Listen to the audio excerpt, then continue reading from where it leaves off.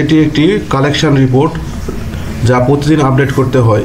আমরা এখানে দেখতে পাচ্ছি যে আমরা আগে থেকে বর্ডার করে রাখছি, কিন্তু এই অবস্থায় যদি কাউকে দেই তবে রিপোর্টটি ভালো দেখা যায় না। সেই জন্য আমরা অটোমেটিক বর্ডার কীভাবে হয় তা জানব।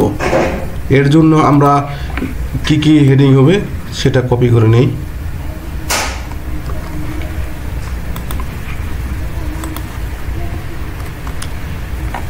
এরপর এখানে আমরা কন্ডিশন ফরম্যাটিংয়ে যাই।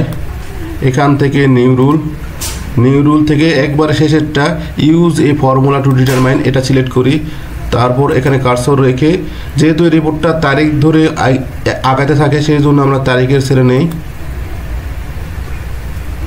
এবং এই সেলের বি নাম্বারকে আমরা খুলে দিই।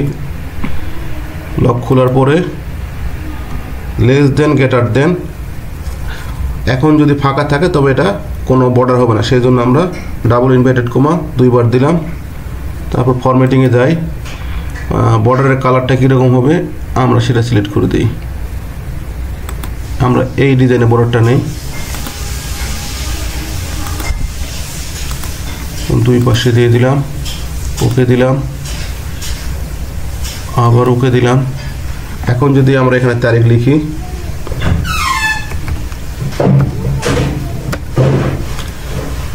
এখানে যদি আবার তারিখ লিখি,